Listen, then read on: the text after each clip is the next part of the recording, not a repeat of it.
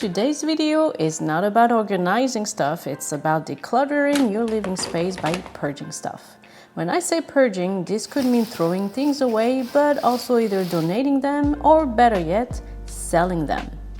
We had to get ready for a move and there's no better time than now to tackle this project. I thought, why not document our decluttering phase, because this could be your spark to finally getting it done as well. You may not be moving anytime soon, but this video may be for you if you'd like to finally be able to park your car in your garage, which is primarily meant to store cars, right? And I promise you, it'll feel so good and liberating once you're done. Here are the 3 stages of life: wanting stuff, accumulating stuff, and getting rid of stuff. Well, that's the whole meaning of life, isn't it? Trying to find a place for your stuff. There are hundreds of examples of things I could give you to declutter, and some of you might say this seems like standard obvious stuff to get rid of, but guess what? Sometimes you need a little reminder or push to putting it into action. Hopefully this video will inspire you to give it a go, and you might pick up a thing or two on how to make some money off of your trash. Before I get started, let me just say some things are not to be messed with, like my fine collection of Adidas branded clothes, and that's okay. Everyone should be able to hang on to something they really cherish. As you dive into this, here are some tips for you to stay focused and keep it fun. Tip number 1, don't get off track by starting to clean your place as you clear out each of your room. You need to keep it moving and dedicate a different day to cleaning. Otherwise, this will only delay your decluttering goal and set you back a few hours or even days. Tip number 2, turn up your favorite music to get in a right mental space that'll keep you going and going. Tip number 3, don't do it alone. If possible, get help from family and friends to help ease the burden. Chances are they'll be happy to pitch in. Tip number 4, reward yourself at the end of all of this with some of your favorite snacks, meals, or a movie. This will help you build on success and help your brain remember that at the end of each challenging task, there is a celebration waiting to happen. Area number 1, the living room. We had furniture pieces that were taking up too much space, so in order to make our new living room much more open, we decided to put them for sale on Facebook Marketplace, and they both sold within a few days. Our media collection. I went through our bookshelf shelf by shelf. It's important that you actually hold each book in your hands to allow you to focus on each book. Ask yourself, will I ever read it again? Does it hold any sentimental value? Maybe you entirely forgot that you own this book. If you like the book but you know that you will never read it again, there's no reason for you to hold on to it. Now, what to do with your unwanted books? You might give them away to a friend who you think might like it too. You may donate them to a local library, or better yet, you could sell them to an online or bookshop. We found this online business called sellbackyourbook.com. They will buy your used books, from novels to children's books and everything in between, even old textbooks. All you have to do is hop on their website and tell them what books you have, along with their condition. If they'll accept them, you will be given a quote that's good for 7 days. They will send you a shipping label at no cost to you, so you can send them off to their warehouse. Once received, they will quickly send your payment via a check or PayPal. It is all up to you. We made about $30 for selling approximately 11 books. Whatever we were not able to sell to them, we put them out there on Facebook Marketplace, which worked out pretty well for some of my husband's old computer textbooks. The next media collection we tackled was our DVDs. We definitely had lots of old movies, concerts, and workout DVDs to get rid of, and for those, we decided to hop on eaglesaver.com, who buys back CDs, DVDs, video games, and books as well. All you have to do is key in the UPC code so they can get you a quote and a free shipping label. You will get paid either by check or PayPal once they receive your items. We made about $20 for sending out 7 DVDs. Area number 2, the bedroom. Next up on my decluttering target was my makeup collection. Honestly, this is probably the hardest thing to declutter because makeup is not cheap and you feel like you're really throwing money into the trash. I think many of us get carried away with buying multiples of the same thing. Yeah, you know who you are. I found myself holding on to lots of makeup I don't actually use. I began by taking everything out of my vanity drawer piece by piece to assess what to keep or purge.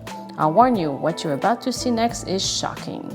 I've got tubes of foundation with shades that are nowhere near my true skin color. So off to the trash they went. If you have anything that is expired, looks, or smells off, it's time to say goodbye. Ultimately, I wanted to keep my most used products so it'd be easier for me to get ready each day. I really got tired of stretching my arm and fingers into the back of my drawer looking for some more makeup. As you work through your stuff, ask yourself these questions. When was the last time I used it? Does the color suit me? Do I like the product or just the brand? Alright, up next we have clothes. This can be a liberating and refreshing experience. I began this process by taking out all my clothes category by category and laying them on my bed to allow me to see everything at once and make better decisions.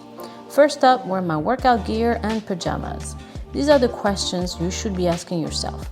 Have I worn this in the past year? Does it still fit me well? Is it torn?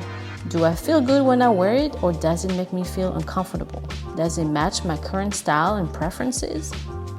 As you assess each item, create separate piles for those that you do want to keep, donate, sell, or trash. Next up, socks, bras, and undies. Gather all your socks. You can divide them into categories such as dress socks, athletic, and casual socks. Discard any socks that have lost their match. If you have single socks without a match that you've been holding on to for a while, it's time to let go. Check for wear and tear. If they have holes, stretch out elastic, consider discarding them. Oh my gosh. Well, I've never worn these. I think I'll just donate them. That's a long ass pair of socks. Whoa.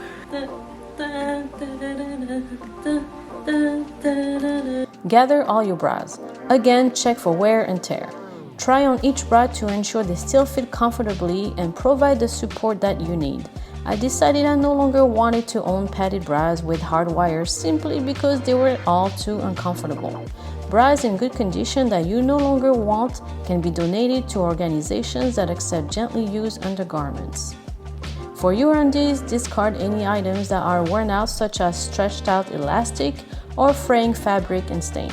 Creating categories such as panties, boxers, briefs, etc. should help you make better decisions. Moving on to suits. Decluttering these can be a bit more challenging because they are often more expensive and considered more formal attire. Pay attention to the following factors. Check if the suit still fits you and flatters your body shape. Evaluate how often you wear each suit. And again, look for signs of wear and tear, stains, or damage. Think about your current lifestyle and how often you wear suits. If you no longer have a job that requires frequent suit wear, you might not need as many as you once did. I then moved on to my blouses and repeated the process after laying them out on my bed. I realized then that I had way too many of these. Throughout this decluttering task, I identified quite a few duplicates that were nearly identical in style, color, and fit, and you know what that means. Only when did I take out all my slacks, or what you call business pants, on the bed, did I realize how bad my wardrobe situation was.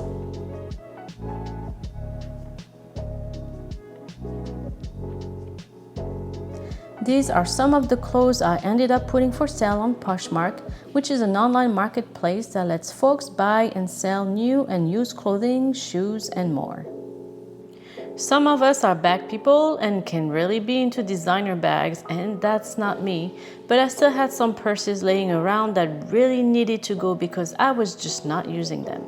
Ask yourself these questions as you work through your collected pile. Do I still like it? Do I really need it? Is it still in good condition?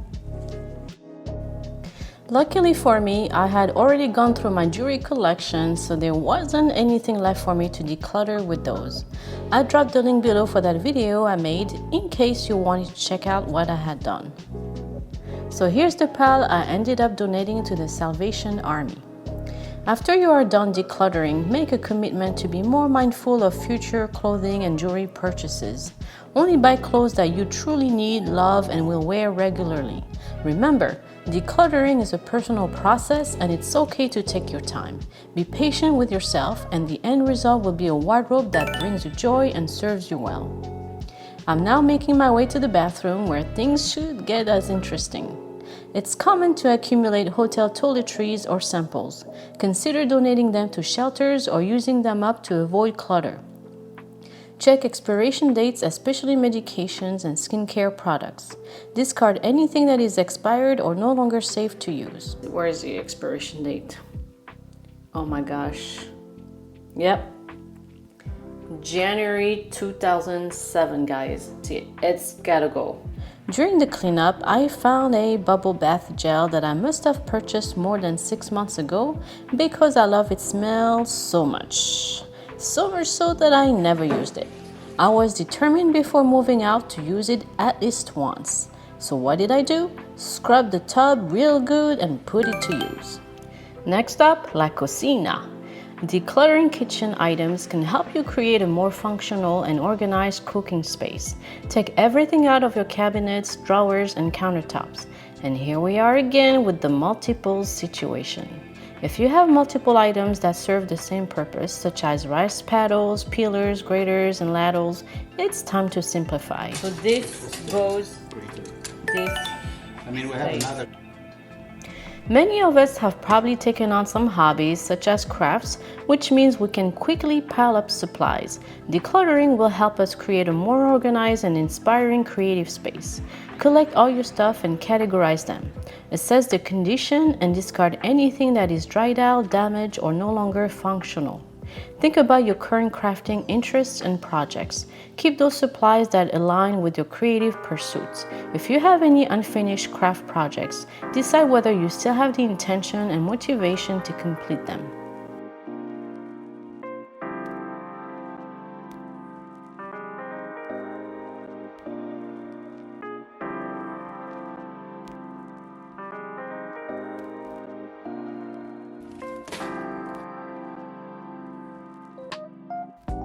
The last thing in the office I needed to work on was my storage boxes.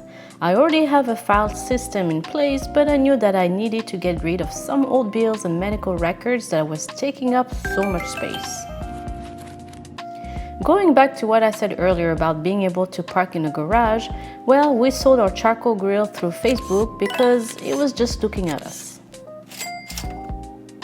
I just have a few words to share with you as you embark on this journey of decluttering your place that I think might help some of you. Number one, this mentality of, I think I might need this thing someday, is what can get many of us stuck and prevent us from making any progress with decluttering our space. Number two, make room for what fits in your life today. And lastly, number three, decluttering your life is more than just cleaning up your house. It's also about cleaning up your life. I hope that this video may be the spark for some of you to take action. I know that watching YouTube videos can be the catalyst for many of us to want to start doing something.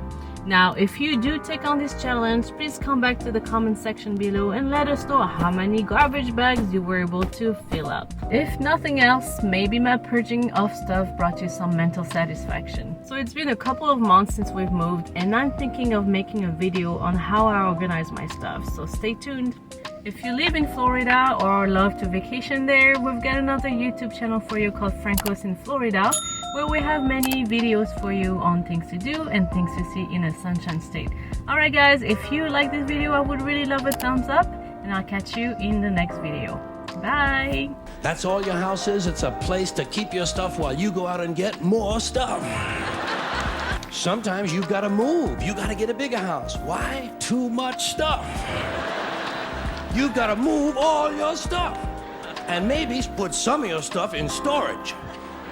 Imagine that. There's a whole industry based on keeping an eye on your stuff. Stuck and prevents us process. Number two,